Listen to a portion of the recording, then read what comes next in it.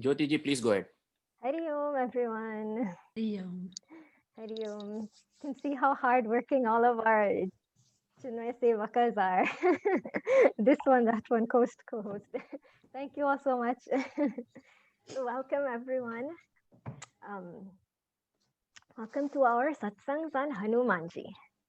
So I know some of you all have joined for Thursday evening satsangs. That's our Jnani satsang. This is our Bhakta satsang. But both will have equal Vedanta, don't worry.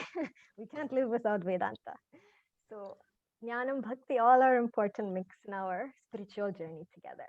So we will enjoy a nice satsang every Saturday now on Hanumanji through Sri Ramacharitamanasa. So we'll begin with invocation Mangalacharanam from Sri Ramacharitamanasa. So we'll chant first Mangalacharana Shloka in Sri Ramacharitamanasa, which comes in Balkand. And this is how we will start each time. So we begin. Oh.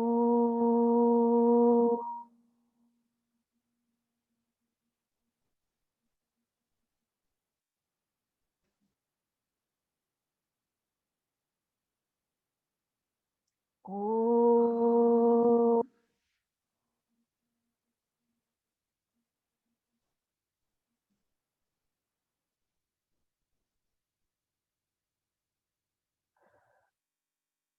Oh.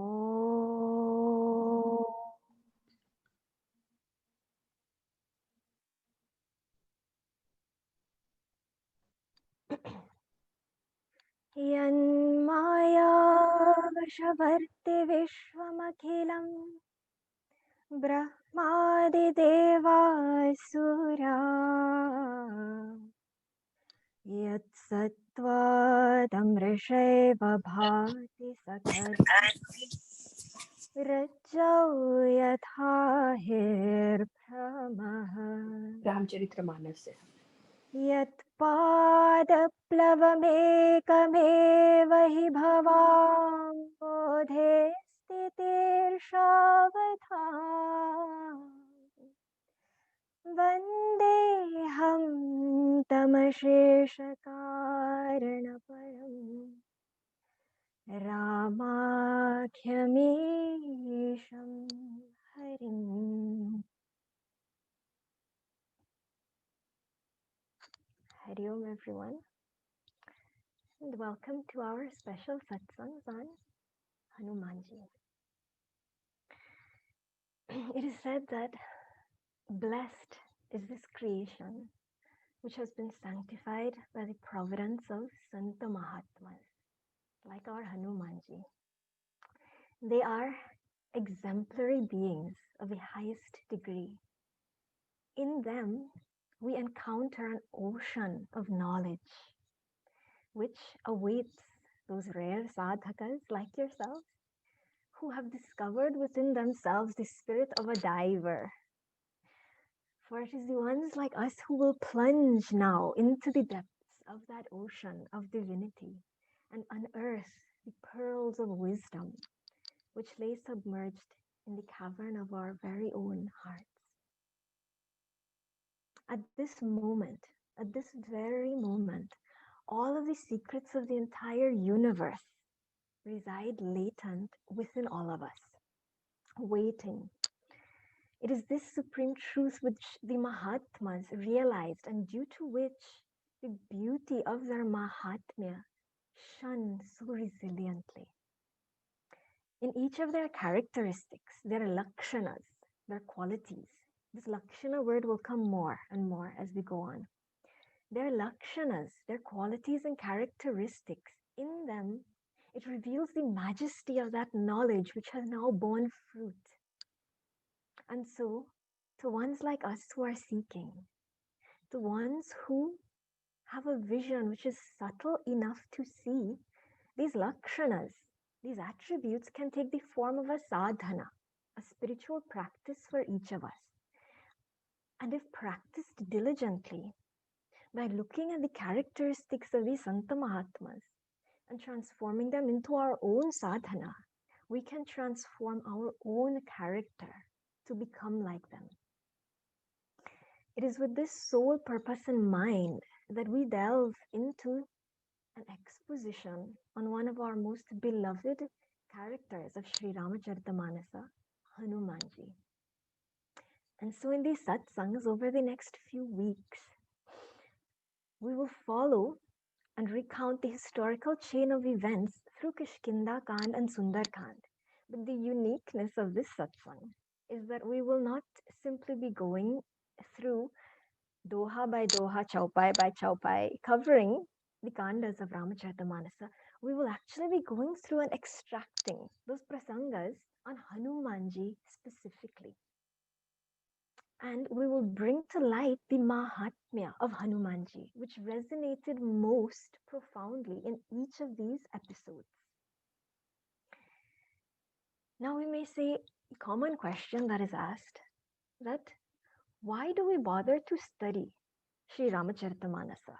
And even in Ramacharitamanasa, why is it that if Bhagwan Sri Rama is Bhagwan himself, and Hanumanji is incarnation of Lord Shiva, we know that 11th Rudra of Lord Shiva is Hanumanji. So if they're all Bhagwan, then what's the point? Why do they have to go through all of these things? You know, Bhagwan created this entire universe. Sri Rama created the universe. Couldn't he just destroy Ravana at the snap of a finger? Why do we have to go through all this story? It doesn't make sense. So how can we understand why it is that we engage in studies like this? Why it is that these stories are given in such a way? So this answer many of you may know already. We will recount in order to lay a foundation for our study. We all know that Hanumanji is incarnation of Bhagwan Shivaji. We know that Sri Rama is Paramatma himself and Sita Ma universal divinity. So, but if we were to look at them at this baseline level, we were to look at them at face value, then what would happen? There would be no story to go through from which for us to learn our spiritual lessons. In the snap of a finger, they could achieve everything and be back in Vaikuntha or Kailasha. And we would remain here just as ignorant as before. So, their roles must be taken in the spirit of this story in which it is given so that we may learn and we may benefit from being led by example. Human nature is such that we learn best when led by example. We may be told, be a good bhakta, and we think, oh, how do you do that? Then someone tells you, sing bhajans, study, be faithful to the Lord. It doesn't hit until we see the episodes in Ramacharitamanasa. We see how Hanumanji is an ideal sevak and bhakta by seeing through the story his interactions with other bhaktas and with Bhagwan himself. They say to be a good bhakta, you should find kinship with other bhaktas, but not until we see that beautiful interaction between Vibhishana and Hanumanji at their first meeting, the love in their heart as it overflows. When they speak of their Bhagavan Rama, then with those tears in our eyes when we see that love and how it surfaces in their interaction, then we see, this is how bhaktas must interact. We learn by example. When we see through the story of Sri Ramacharitamanasa how Bhagwan Shivaji recounts these episodes to Parvati Ma. And when Hanumanji returns from Lanka telling Sri Rama, I know where Sita Ma is, we can go and get her. And Sri Rama holds Hanumanji and hugs him to himself and says, how can I ever repay you? We see in that episode how Bhagwan Shivaji goes into a trance just recounting the beauty of that embrace of Bhagwan Sri Rama, and we see the love of the Lord. In these episodes, we learn and we see what bhakti truly is. This is why these stories are needed. Because were it not for these live examples, how would we know in a tangible way? So it is in this spirit that we imbibe that which is conveyed in a story format in order for it to be an effective means to facilitate our own spiritual evolution. And so it is in this light that we will explore these mahimas of Hanumanji as we go forward.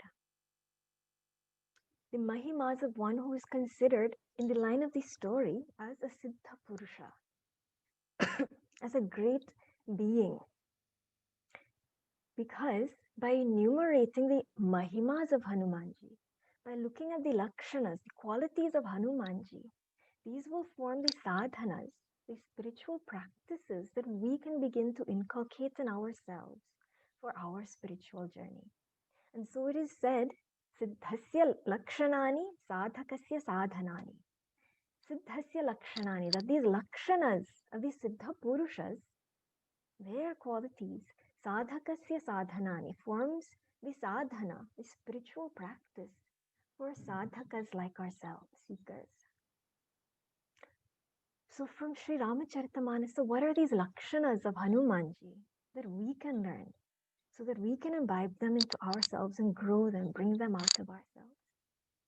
We see the unparalleled bhakta, the well-established jnani and sevak beyond compare.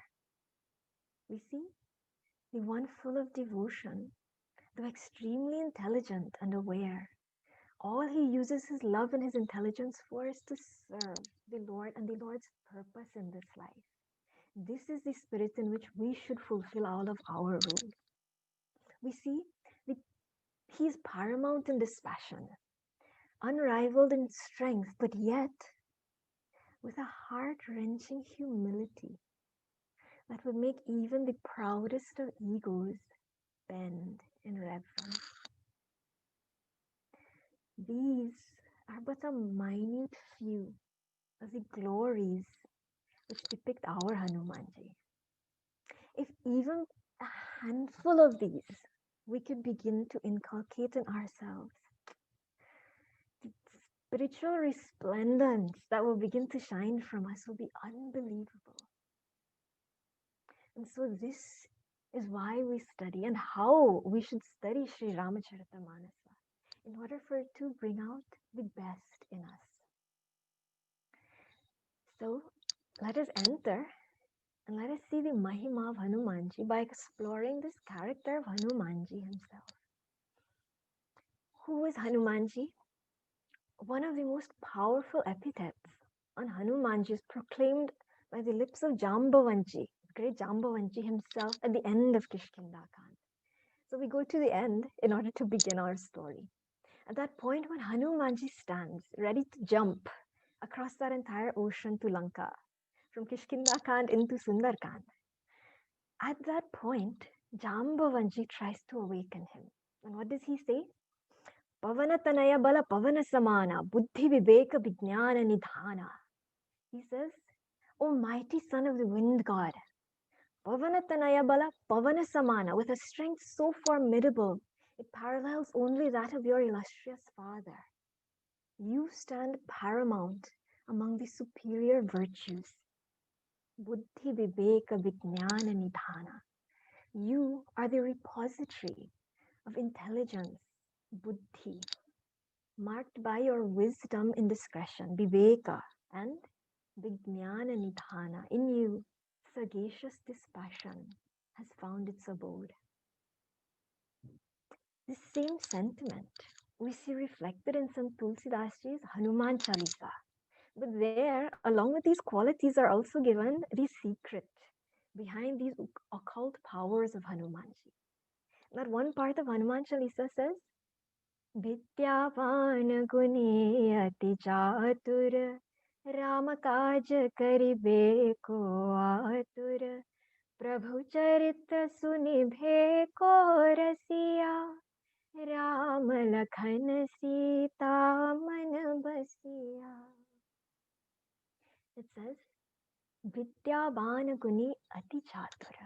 That with that ananya bhakti, that unending devotion that you have, Hanumanji, that overwhelming love which abounds from you, due to that, how can you not be the abode of wisdom and virtues? Vidyavana guni ati chatur. And with these, achieving every task, Rama kaja kari beko atur. Every task you will achieve with astounding ease. See, if we look at the character of Hanumanji, if we attempt, and I'll say attempt because no matter how much we try, the real mahima of Hanumanji, how can you express something which is beyond words? How can you express the love which is in your heart? That words cannot even touch. But we can attempt to try to convey. An attempt to extol the mahima of Hanumanji will expeditiously reveal to us the undeniable truth that Hanumanji is mahima itself manifested. He is the vibhuti of the Lord. Goswami Tulsidas Ji reveals this essence of his character in this particular verse of Hanumanji. How does he do it? First and foremost, he says Hanumanji is a jnana yogi, vidyavan, kuni ati chatur. First of all, vidyavan. But that vidyavan, that jnani, forms the underlying substratum of the karma yogi, which he acts as, who lives solely for Rama kaja kari beko atura, to fulfill the work of the Lord. And with what attitude does he fulfill this work? As a bhakta yogi, with Sri Raghunatha ever enshrined in his heart. Rama lakana sita manabasya. Karma and bhakti we see reflected here. But karma and bhakti yoga eventually culminate in spiritual perfection, which is attained only through jnanam of one's own true nature. All paths converge in this ultimate goal. All paths are seen personified in Hanumanji, where sadhaka and sadhana merge into sadhya. The spiritual seeker and the means, that path of seeking, find their reconciliation in the sought itself, that ultimate. But by far, the quality which is most highly exemplified, most profoundly throughout the entire Sri Ramacharitamanasa is the devotion of the Sevaka, of our Bhakta Marute Parama Bhakta Marute. Bhakti is what brings all of these out of Hanumanji. And so it is no wonder that even Parama Bhakta, Narada Muni himself, in Narada Bhakti Sutras, also refers to Hanumanji as one amongst the masters of the path of devotion. In the 83rd shloka of Narada Bhakti Sutra, Narada Rishi refers to Hanumanji as Bhaktyacharyaha, one amongst the paramount acharyas, the teachers of this path of devotion. And so it is with this in mind that we enter into our study of Hanumanji. Interestingly, when I started looking through this section of Kishkinda Kand and trying to see what mahimas of Hanumanji that we can extract, I was able to extract certain stories. And when I, at the end of it, began to count up how many mahimas can I get out of this Kishkinda Kand, 11 mahimas came out. And we know Hanumanji's 11th Rudra, 11th incarnation of Bhagavan Shivaji. So I thought very nicely, in this 11th Rudra, we find 11 Mahimas of Hanumanji. Very nice coincidence. So Jnani, he may say, what nonsense, you're trying to create some link where there's nothing. But this is the heart of Bhaktas. You find links and you're happy. Anything that makes you remember the Lord more strongly. 11th Rudra and I found 11 Mahimas. Bhagavan has blessed this work. We feel so happy by any little thing that comes. This is how we have to inculcate more and more bhakti into our lives. Any little thing that comes, this is Bhagwan's grace only. The good things and the bad things also. This is the spirit of bhakti, which we're going to inculcate in ourselves more and more as we go along. So now let's enter into Kishkinda Kand of Sri Ramacharitamanasa, where we will begin to explore the first Mahima of Hanumanji. So we will begin by chanting the invocation shlokas, Mangalacharana shlokas of Kishkinda Kanda.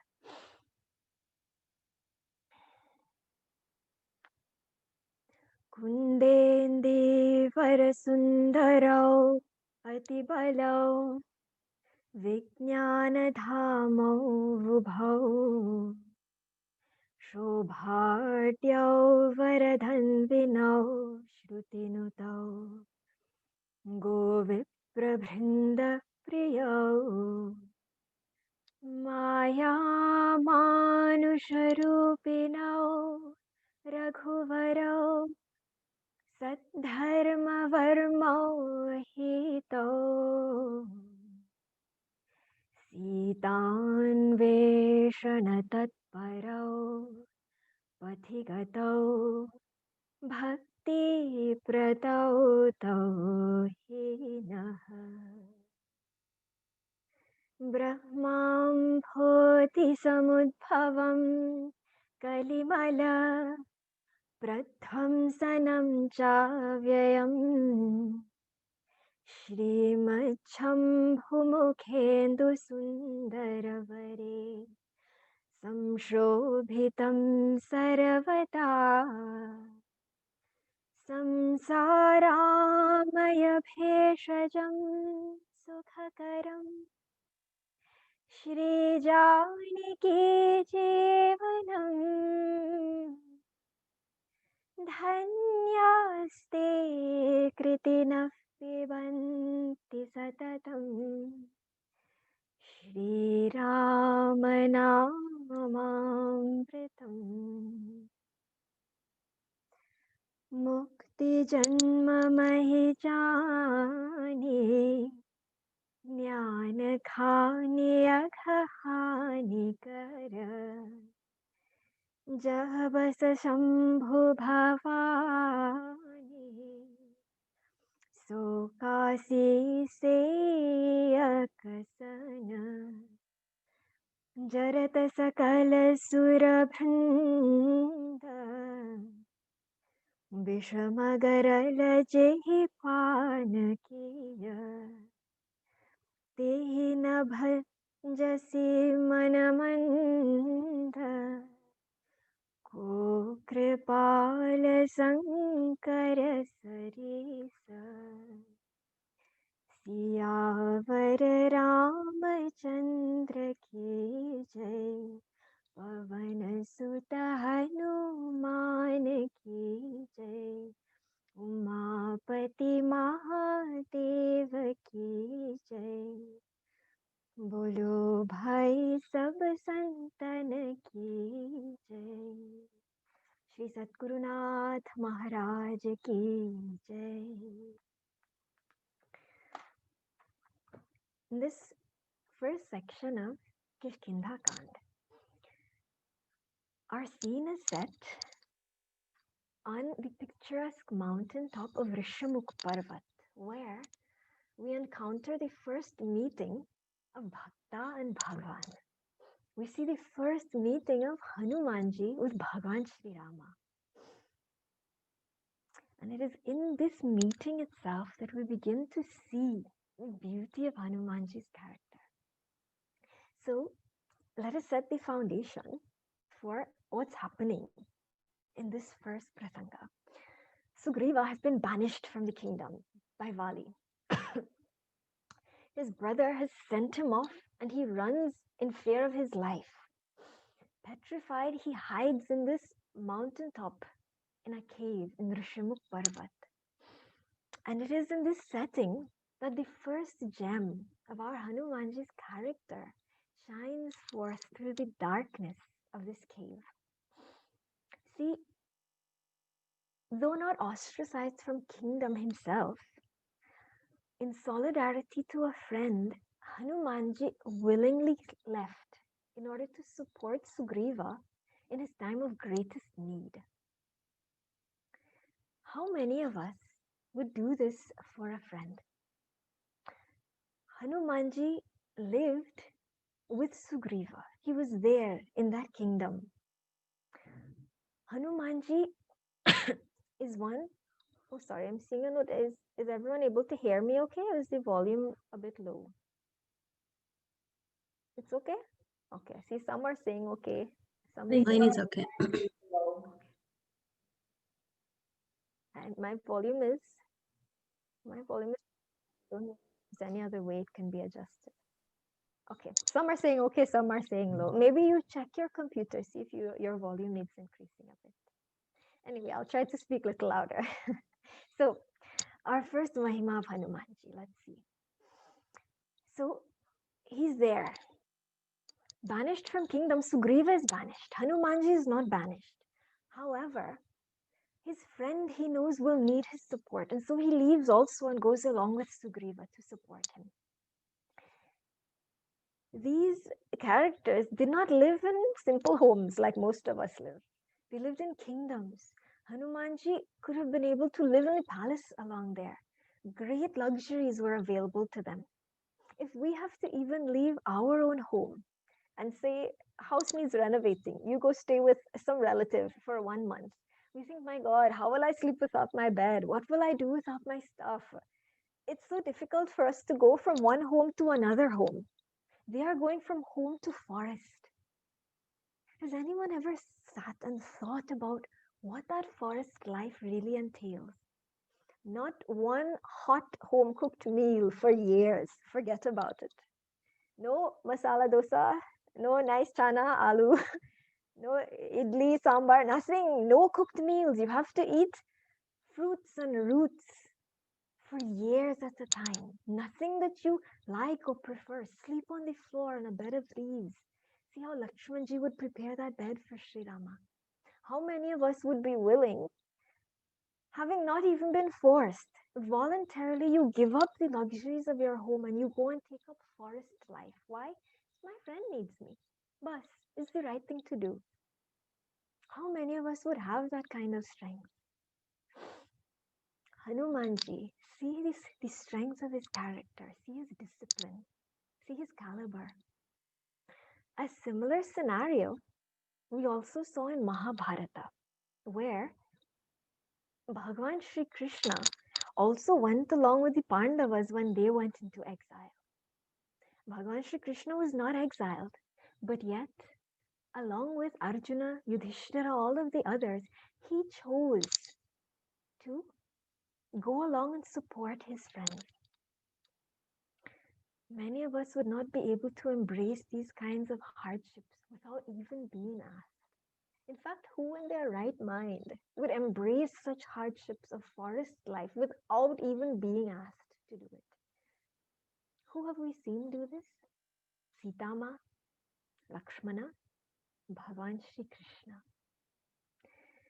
This is the pristine league amongst which our Hanumanji stands. Not only in this instance, but as the story unfolds, we shall stumble across several other happenings in which the conduct of our Hanumanji stands comparable to that of an avatara, like Bhagavan Shri Krishna.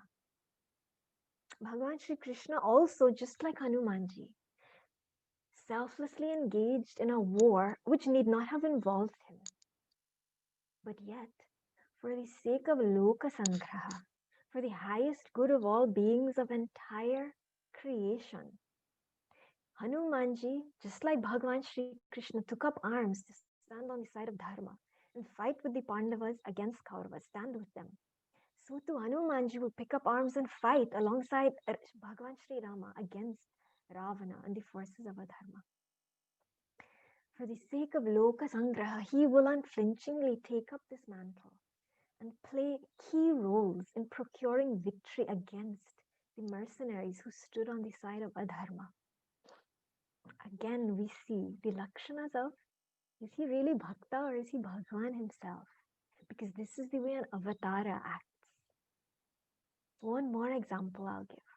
Last but certainly not least, one of the most beautiful parallels in the qualities of Hanumanji can be drawn in this quality of Ishitvam. Ishitvam means rulership. Ishvara, Bhagwan, by definition means the one who rules from within. Bhagavan is the one who prompts us from within. Bhagavan is not sitting on some mountain up there in the clouds. Bhagavan is sitting right here in our heart. And every time we are prompted to do the right thing, that is the prompting of that divinity within us. Bhagavan Sri Krishna was never the king of Mathura, nor was Hanumanji the king of Kishkinda. But yet, unanimously, they ruled the hearts of everyone. The gopis and gopikas would follow Bhagavan Shri Krishna wherever he went. Uddhava would do as he said. Pandavas would follow him into battle if he asked. But yet, he was not king, Bhagavan Shri Krishna. Similarly, in this battle which will take place, all the monkeys and bears followed Hanumanji into that battle. They had greater allegiance to Hanumanji than Bali or Sugriva, who were their actual kings. Hanumanji, just like Bhagavan Shri Krishna shows us, the rulership is not in strength or position. It is in the ability to speak to and connect with the hearts of others. And this becomes the message for all of us. We said, Siddhasya Lakshanani Sadhakasya Sadhanani. The characteristics of these Siddha Purushas must form that sadhana, that spiritual practice for us. So this is the spiritual practice we learn here. It is, just become the best bhakta that you can be. Forget everything else. Love your Lord and leave everything else aside. When this kind of purity is there in our love, then the qualities of Bhagavan himself will naturally shine from us.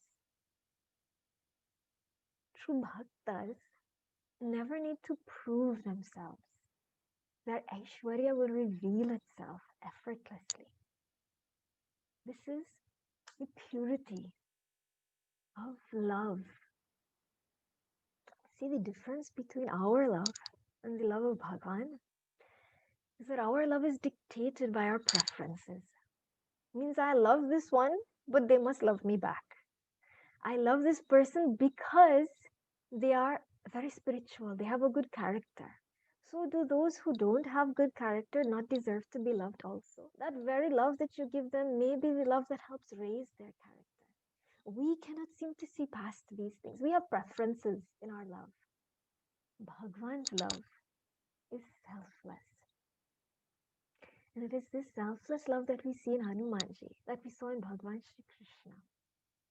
This is the love that stirs the heart of all and brings out the best in us.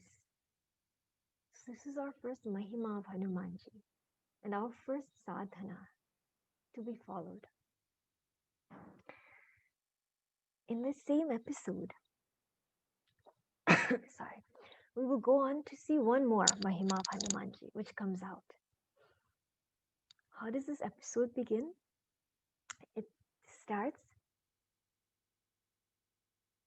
Aage chala bahuri raghuraya. Oh, sorry, wrong chandas.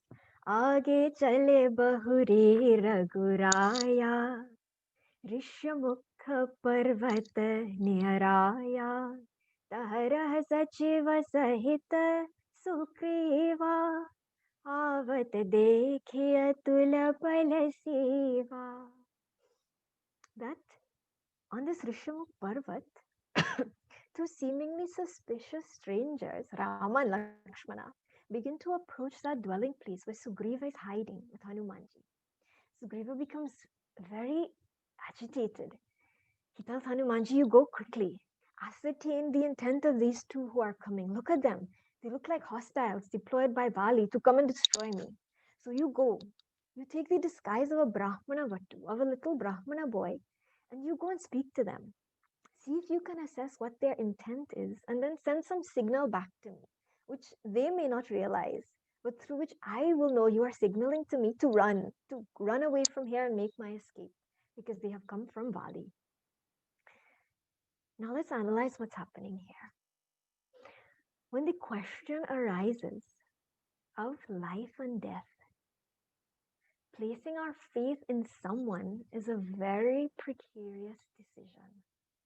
To trust someone with our life means that we have equated their viveka samarthya, their ability to discriminate and analyze a situation intelligently, to make the correct decision.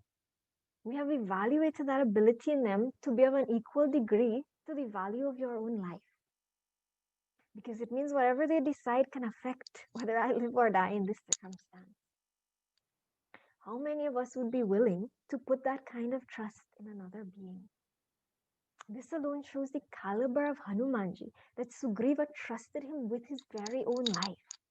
If I were in such a situation, I would say somehow I'll hide and go behind trees and figure out who these people are. But I'm not letting anyone else go there and tell me, no, you can trust them. And next thing I end up dead. I won't trust anyone with my life. Imagine having someone in your life that you could trust like this. We see that in such a scenario, it is Hanumanji. Jambavanji was there also. But Hanumanji, Sugriva trusts to go and assess this situation which could potentially threaten his own mortality. Now look at the flip side of it also. Would you accept someone placing such a heavy burden on you? Means look at the caliber of Hanumanji's character, that he stood there and said, yes, Sugriva, place your life in my hands. I will ensure I do right by you. See the strength of his character and the confidence that he must have in his Lord, that Bhagwan, you bless my medha, and may I be able to make the type of decisions that can protect not only myself, but can be beneficial to those around me also. See the type of superior mind-intellect complex that must exist within Hanumanji to even enter into, voluntarily take up this kind of responsibility. First glory of Hanumanji we see here. Next, in the execution of this task itself, the subtlety of Hanumanji's intellect is beautifully displayed. So we'll do some vichara and look at how Hanumanji approaches Bhagwan Sri Rama and Lakshmana. He looks at them first and he says, Mridula manohar sundar gata sahatadu sah bana atapabata ki tumhatini deva mahako Nara Narayana ko tumhato. He approaches them in the disguise of a Brahmana boy first, because Sugriva has instructed him, Vipra Rupa Dhari Kapitaha Jayau, that first you go in the form of a Vipra, and so in the spirit of a Dasa, fulfilling the role that he currently was assigned to, he follows the Dharma of a Dasa and does what Sugriva has instructed. He goes in this Vesha of a Brahmana boy. But that relation to Sugriva, see how quickly all his erroneous sambandhas, all his erroneous identities and relations, they drop away the minute he recognizes Bhagavan Sri Rama. He switches masters immediately, and that disguise which she puts on, he immediately drops it in front of Bhagavan Sri Rama. Means there can be no pretense when we approach our Lord. By this deception, we ourselves place an obstruction between us and our Supreme Self. In this scenario, Bhagavan Sri Rama is Paramatma. Hanumanji is placing a disguise over himself. How many disguises do we take onto ourselves? How many other identities do we project onto ourselves? I am female. I am a mother. I am a businessman. I am a person who is treated badly by that person. I am an angry person. I am intelligent person. I am a person who deserves to be respected in this way. We instigate so many thoughts in our head of so many different identities, erroneous identities. These identities are meant to be taken on to fulfill a particular role, but then drop them. Don't forget what our true identity is on the inside. What has happened to us is we have taken on so many of these erroneous identifications, all of these adhyasas. We have superimposed onto ourselves. And we have entrenched ourselves so deeply into these identities that It's almost as though we can no longer distinguish the superimposition from the substratum. The more we take on identities and identify as ahankara, as this individuality, this is me, this is ahankara, this is my brahmatva. The closer and closer I go to ahankara identities, the further and further I move away from my brahmatva. The more of these identities we take on and become entrenched in, the further we move away from our true identity. Hanumanji was able to take on these facades but drop them at his will once the role had been exhausted. How many of us can take on the role of angry person? We do it with our children. Okay, I need to be angry now. I need to scold them so that they learn good principles. And then 1 minute after, I'm hugging them again. Why? Because that role needed to be taken on to serve the purpose, but I don't remain angry with them forever after that. You drop it after that. This way, you execute that role perfectly. Sometimes we do it with our children, but can we translate it into our workplace?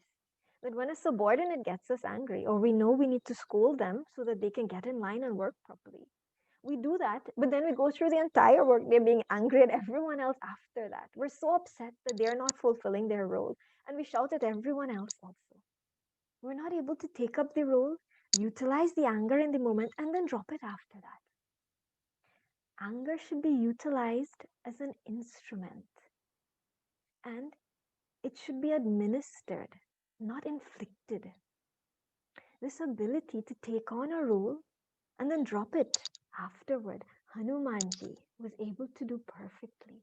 And that's why when he recognized Bhagavan Sri Rama, he could drop that facade and show his true self.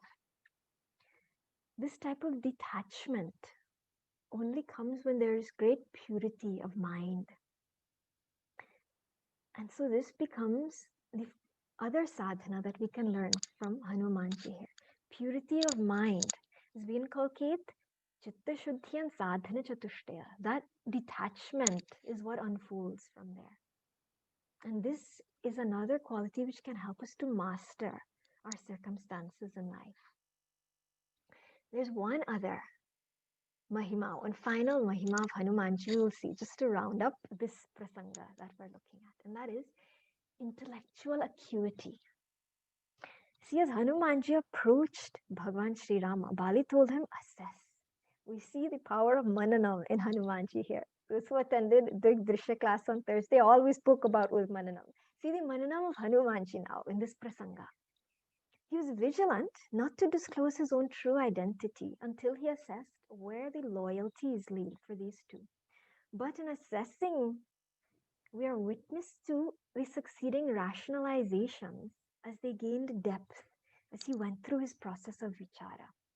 He looked at them first and he said, Mridula Manohara Sundara Gata Sahata Durasa Basa Atapa Bata. That initially he saw them in simple garb, charming they looked. But even though their exterior looked so charming, he said, no, I see the presence and the stature of a Kshatriya in these two. Both of them, their body types, though strong, it's not suited for forest life. It seems as though they've lived a sort of princely, very easy life before this. So what would bring these type of characters to a place like this? So first he analyzes their external layer, physical body. Then he looks further to their subtle body. Means in looking at them, he sees there's a certain tejas, a certain brilliance that shines from them. And so he goes further, he says, maybe you all are Kshatriyas, warriors, maybe you're Brahmanas, but furthermore, could you all even be sages? Look at your brilliance, look at how you are shining. He says, Nara Narayana ki tumha do. Could you possibly be the sages Nara Narayana? Or even the Holy Trinity, Brahma, Vishnu and Shiva?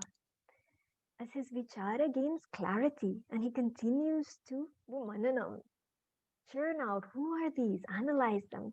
Then he proposes most beautiful part. The doha is given here. He says, Jagakarana tarana bhava bhanjana dharane bhara ki tum akhila bhuvanapati लीन हम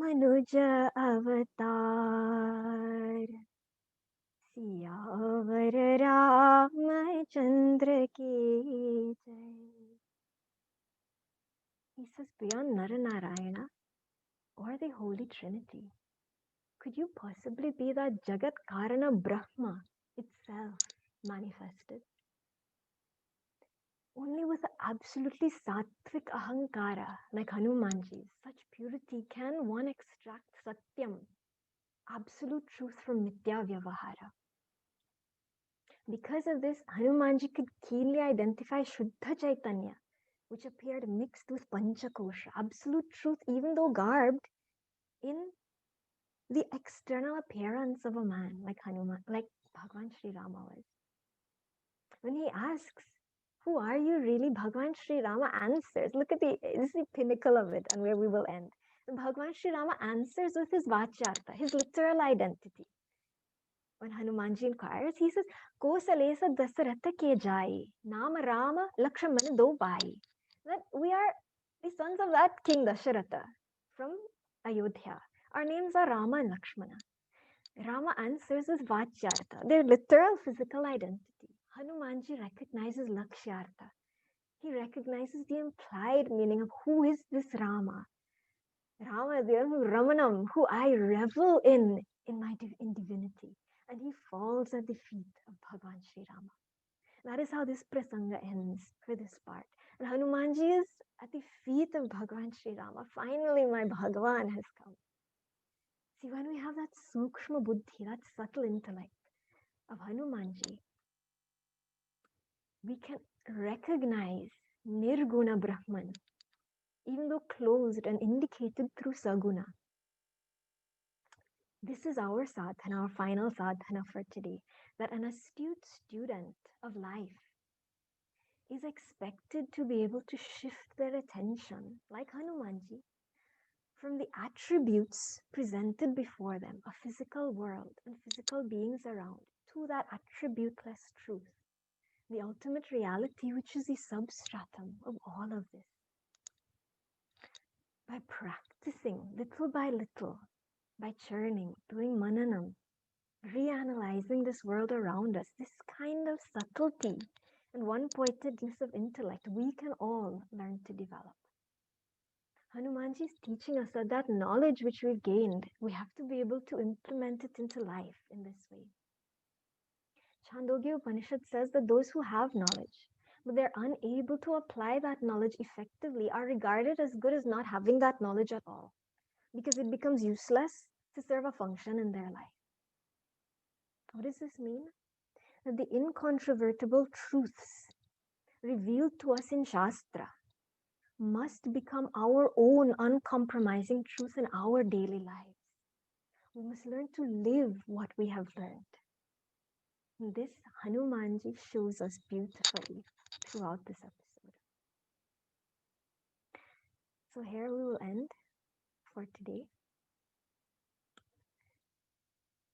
Veera-Maruti, Gambhira-Maruti, Veera-Maruti, Gambhira-Maruti, Dhira-Maruti, Ati-Dhira-Maruti, Geeta-Maruti, Sangeeta-Maruti, Duta-Maruti, Rama-Duta-Maruti, Bhakta-Maruti, Parama-Bhakta-Maruti, Veera-Maruti, Gambhira-Maruti, Gambhira-Maruti, Gambhira-Maruti. Om Purnamadah Purnamidam Purnat Purnamudachyate Purnasya Purnamadaya Purnamevavashishyate. Om Shanti Shanti Shanti. Harihi Om Shri Gurubhyo Namah. Harihi Om. Hari Om, everyone. Yeah. Hari Om. Hari Om. Thank you. Hari Om. Thank you. Hari Om. Thank you.